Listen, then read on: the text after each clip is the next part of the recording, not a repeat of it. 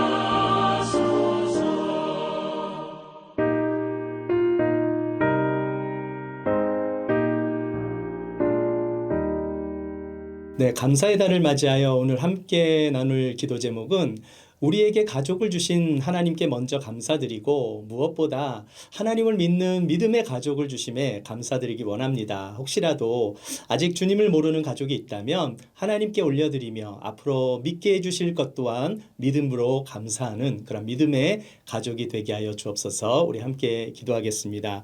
하나님 아버지 감사합니다. 우리 가정의 주인이신 하나님을 찬양하며 감사를 드립니다. 하나님 우리 가정을 위해서 또 그리스도를 보내주심에 감사드립니다. 우리 가정을 위하여 구원의 은총을 베풀어 주신 하나님께 감사를 드립니다.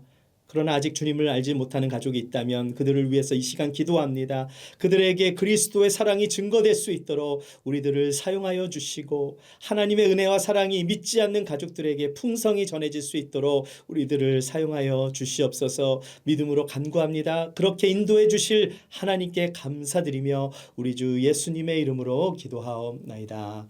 아멘.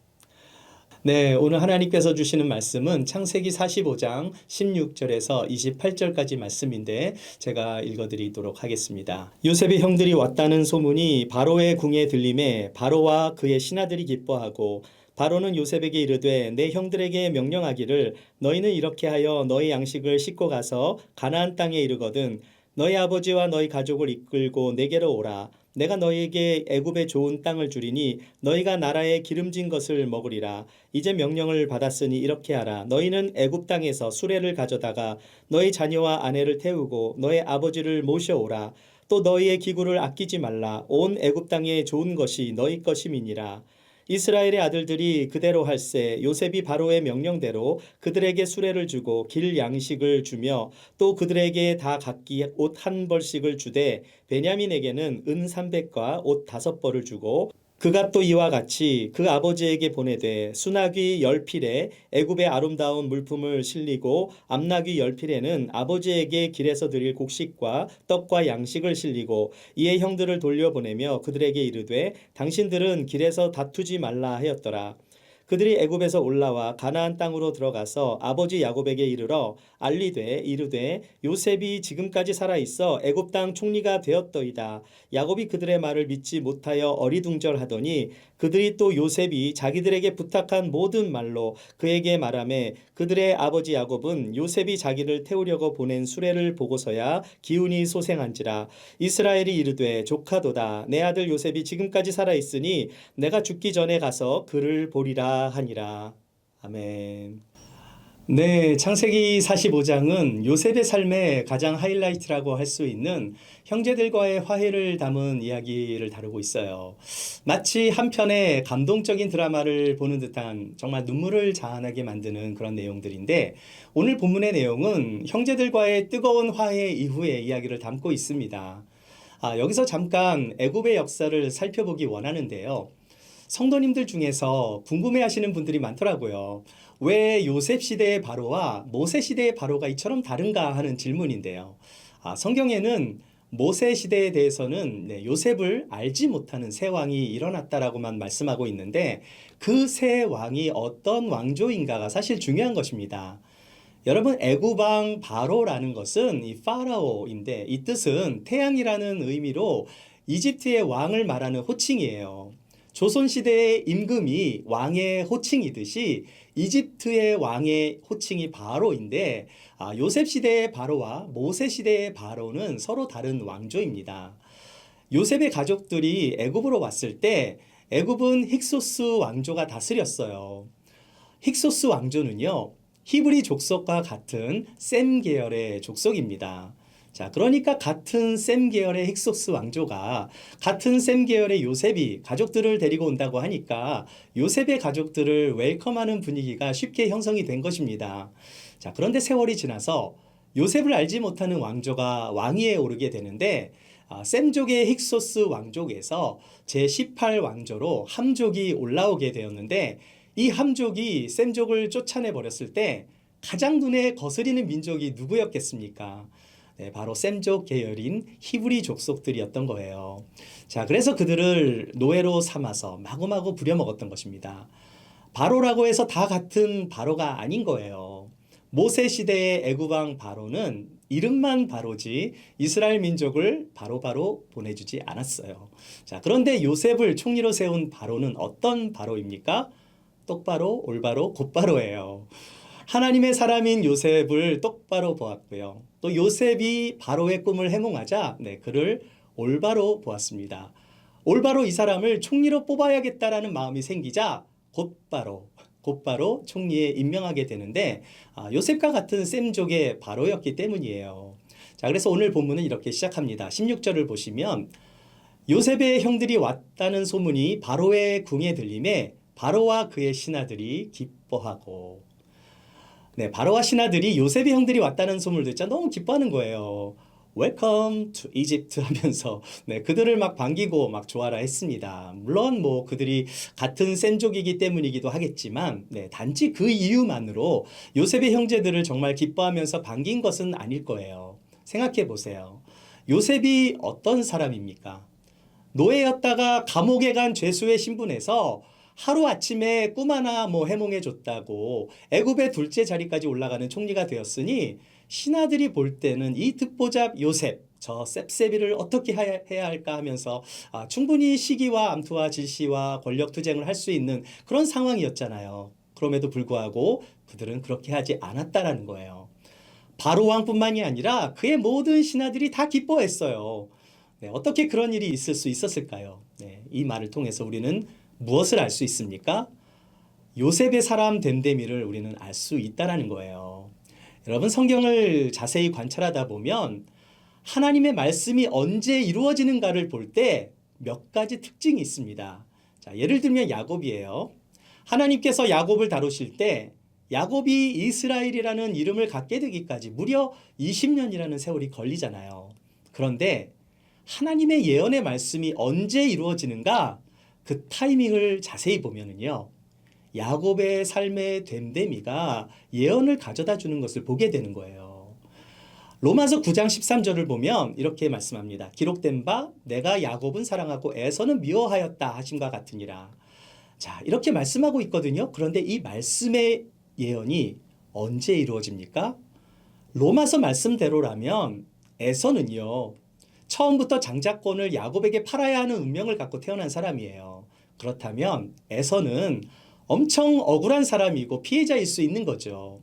자, 그런데 성경을 자세히 보시면 에서는요, 육신만을 따라서 살았던 인물임을 알 수 있습니다. 영적인 것에는 별로 관심이 없었어요. 뭐 장자권 따위는 팥죽 한 그릇에 바꾸어도 상관이 없었던, 그냥 배만 채우면 그만인 사람이 에서였다라는 거죠. 큰 자로 태어나서 작은 자를 섬겨야 하는 운명을 가지고 태어났으니 에서의 입장에서는 하나님이 unfair하시다고 생각할 수 있지만 에서의 사람됨이 예언의 말씀을 가지고 온 것입니다. 하나님은 에서가 그렇게 될 것을 이미 아셨겠죠. 한번 가롯 유다를 한번 생각해 보세요. 예수님이 뭐라고 하셨죠? 이 사람은 차라리 태어나지 않았으면 좋았다라고 그렇게 말씀하셨거든요. 왜 유다는 예수님을 팔아야 하는 운명으로 태어나서 예수님을 팔아서 죽게 만들고 자신은 목을 매달아 죽어야 하는 것입니까? 그렇다면 유다는요, 처음부터 예수님을 팔기 위해 태어나서 예수님의 제자가 되었으니 어찌 보면 이 세상에서 가장 억울한 사람이 유다인 거예요. 자, 그런데 그가 그렇게 된 것은 자신의 탐욕에 사로잡혀서 예수님을 메시아로 인정하지 않았기 때문에 결국 자신의 욕심이 사탄의 올무가 되어 예수님을 배반하게 된 것입니다. 사람의 사람됨이 예언을 가지고 온 전형적인 케이스인 거예요. 자, 그런데 지금 요셉은 어떻습니까? 바로와 모든 신하들이 요셉의 식구들에게 뭐 텃세를 부린다든가 뭐 시기를 한다든가 그런 게 아니라 진심으로 그들을 기쁘게 맞아주고 있다는 사실이에요. 요셉의 사람됨이 사람들의 마음을 감동을 주고 있다는 사실입니다. 모든 사람들이 요셉을 좋아하고 있다는 거예요. 요셉을 통해서 사람들은 하나님을 경험하고 있다는 사실입니다. 요셉이 왕의 두 번째 가는 높은 지위에 올라갔다고 해서 뭐 윗사람에게만 잘 보이면서 신하들에게는 함부로 대하거나 뭐 이중 플레이를 하면서 그들을 지배하는 그런 정치를 한 것이 아니라 그가 보디발의 집에 있든지 감옥에 있든지 그가 어디에 있든지 정말 하나님을 섬기듯이 자신을 만나는 모든 사람들을 존중히 여기고 그들을 섬기며 하나님의 방법대로 정치를 하였더니 사람들이 요셉을 알아봐 준 거예요. 특별한 사람으로 보게 된 것입니다. 모든 사람들이 요셉의 가족들을 기뻐하며 웰컴해 주고 있다는 것을 알게 돼요. 자, 이것은 요셉의 영성과 연결이 되는 것입니다. 여러분, 영성이라는 것은 삶의 모든 자리에서 그대로 드러나게 되는 거거든요. 하나님과 나와의 친밀한 그 관계의 영성은요, 결국 다른 사람과의 관계에 영향을 끼치게 되는 거예요. 내가 주변 사람들에게 어떠한 평가를 받고 있는가? 나만을 위한 삶을 살아가고 있는가? 아니면 하나님을 경외하는 사람으로 하나님의 영광을 드러내는 삶을 살아가고 있는가? 이것 자체가 구원을 결정하는 문제는 아닐지라도 이것은 그리스도인의 윤리에 해당하는 아주 중요한 문제들이 되는 거예요. 한국 교회가 구원에만 초점을 두고 가르치기 때문에 상대방을 향한 관계나 배려에 대해서는 너무 무지한 것이 사실입니다. 여러분, 이웃사랑은 상대방을 존중해주고 배려하는 것에서부터 시작이 되는 거예요. 이것이 중요한 이유는 나의 삶을 통해서 하나님의 영광과 하나님의 선하심이 나타나기 때문에 중요한 것입니다.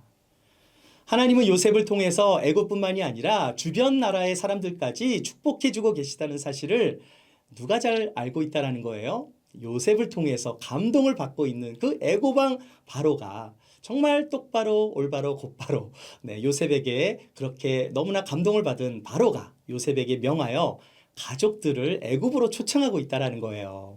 18절과 19절을 보시겠습니다. 너의 아버지와 너의 가족을 이끌고 내게로 오라. 내가 너희에게 애굽의 좋은 땅을 주리니 너희가 나라의 기름진 것을 먹으리라. 이제 명령을 받았으니 이렇게 하라. 너희는 애굽 땅에서 수레를 가져다가 너희 자녀와 아내를 태우고 너의 아버지를 모셔오라. 와, 정말 극진한 환대를 받은 요셉의 형들은요, 바로 왕으로부터 좋은 땅뿐만이 아니라 기름진 식량과 수레까지 선물로 받게 된다는 거죠.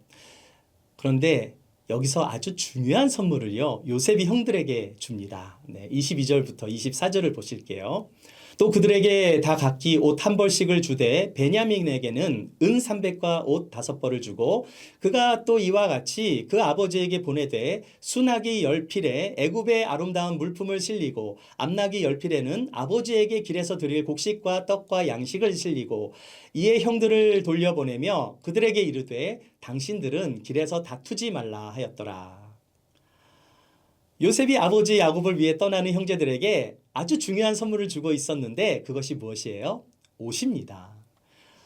요셉이 형제들에게 옷을 주었다라는 것은 진정한 화해를 의미하는 거예요. 요셉은 편애와 차별의 상징이었던 채색 옷을 입게 되면서부터 형제들과의 관계가 틀어졌었잖아요.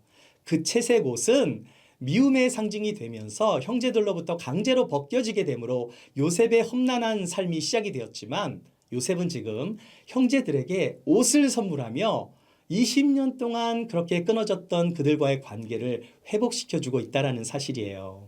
여러분, 진정한 용서는 말로만 하는 것이 아니라 삶의 모습에서 실제적으로 나와야 하는 것입니다. 여러분, 돌아온 탕자의 이야기에서 탕자가 돌아왔을 때 누가 탕자를 가장 미워했습니까? 탕자의 형인가요? 아니에요. 정답은 살찐 송아지예요. 살찐 송아지는 아무 이유 없이 제물로 바쳐질 때 그 옆에 있던 마른 송아지가 이렇게 말했을 것 같아요. 다이어트 하길 정말 잘했다. 네, 살찐 송아지는 내적 치유가 좀 필요합니다. 네, 그런데 탕자가 돌아왔을 때 탕자의 아버지는 뛰어가서 그를 맞아주고 돌아온 탕자에게 무엇을 주었어요? 네, 손가락에 가락지를 끼워주고 발에 신을 신겨주고 옷을 입혀줘요. 옷을 입혀줬다. 네, 신분이 바뀐 것입니다. 자, 그런데 요셉이 바로의 꿈을 해석해주고 그 해결책을 말했을 때 바로 왕이 어떻게 했어요? 네, 마치 그 탕자의 아버지처럼 요셉을 총리로 세울 때 바로는 자기의 그 인장의 반지를 빼어 요셉의 손에 끼워주었고요. 그에게 세마포 옷을 입히고 금사슬을 목에 걸어줍니다.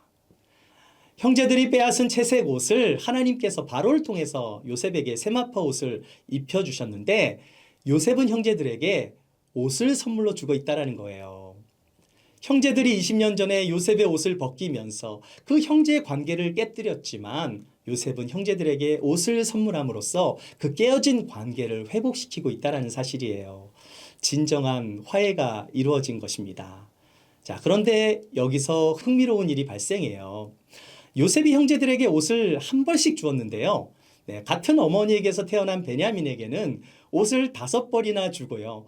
은 300냥을 주었음에도 불구하고 형제들이요. 베냐민을 시기하거나 질투하고 있지 않다라는 사실이에요.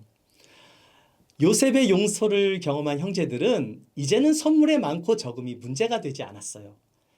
그들은 베냐민을 진정으로 한 형제로 생각하며 애굽에서 그렇게 함께 내려왔고요. 또 그를 위해서 종이라도 되려고 할 정도로 베냐민을 배려했던 것이고요. 또 베냐민을 사랑하는 아버지 야곱의 마음을 헤아리고 있었다라는 사실입니다. 이러한 모든 변화들이 형제들에게 있었을 때 요셉의 마음에 감동을 준 것입니다. 요셉은 형제들에게 복수할 권리를 포기했을 뿐만 아니라 오히려 형제들에게 옷을 선물로 주면서 길에서 다투지 말라라고까지 당부를 해요.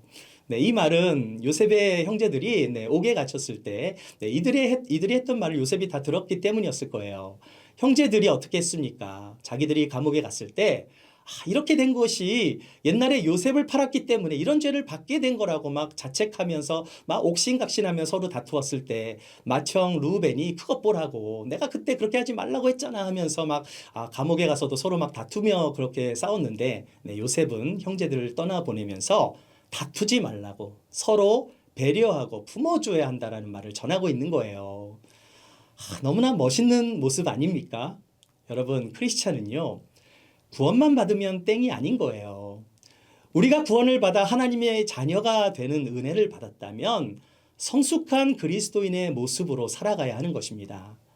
당신은 나에게 이렇게 돼 있지만 나는 당신에게 은혜를 베풀어 줄 거예요. 내가 그렇게 할 수 있는 이유는 당신들이 나에게 해를 끼친 것보다 하나님으로부터 받은 은혜가 더 크기 때문입니다.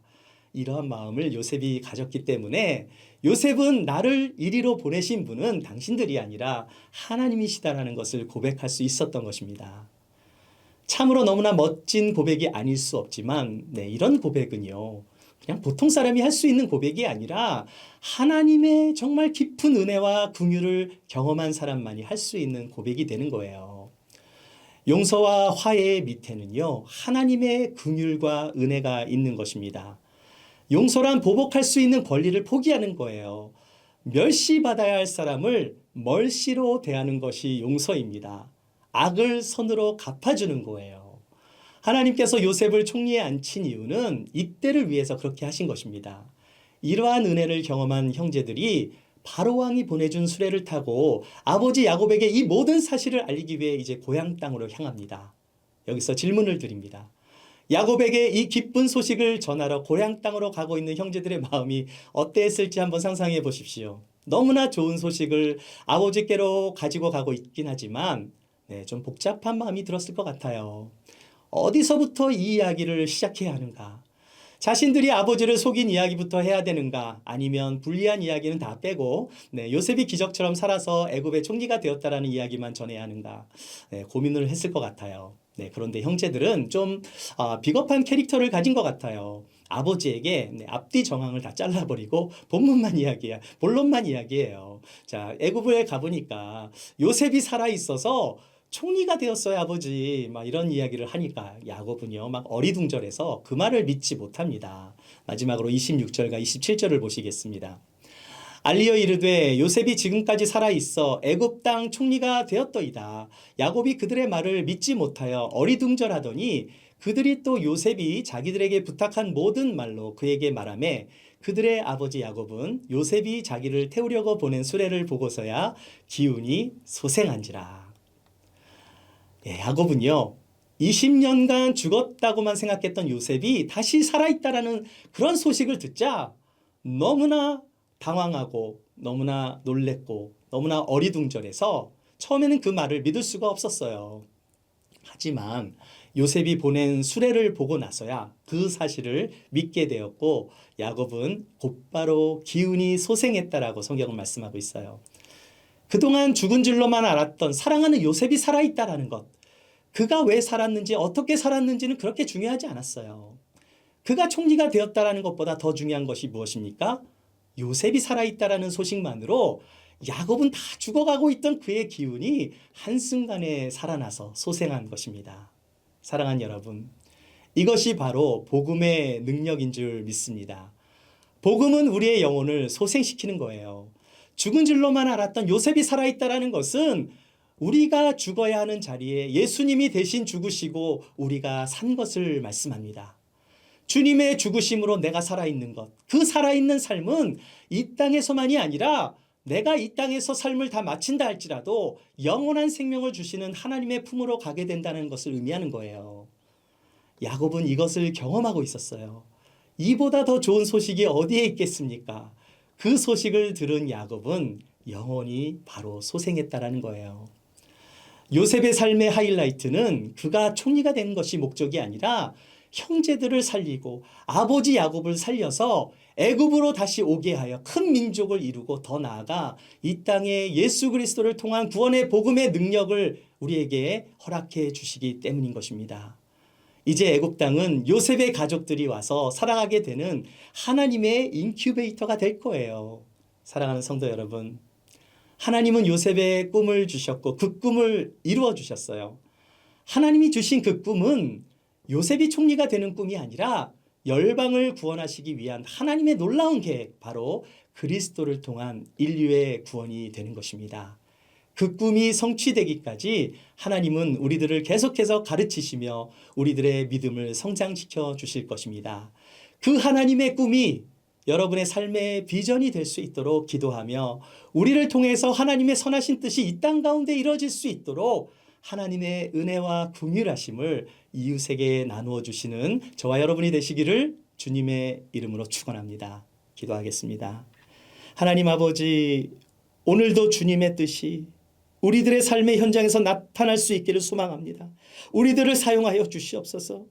어떠한 어려운 상황 속에서도 포기하지 않고 낙심하는 것이 아니라 정말 하나님의 약속의 말씀을 붙잡고 우리의 삶의 현장에서 그 말씀이 성취되어질 수 있도록 우리들을 인도하여 주시옵소서. 열방을 향하신 그 주님의 마음을 품게 하여 주시고 이 땅에서 그리스도의 사랑을 나누며 그리스도의 복음을 전하며 구원받는 성도들이 믿음으로 살아갈 수 있도록 주님의 꿈이 우리들의 비전이 될 수 있도록 하나님 역사하여 주옵소서. 감사드리며 우리 주 예수님의 이름으로 기도하옵나이다.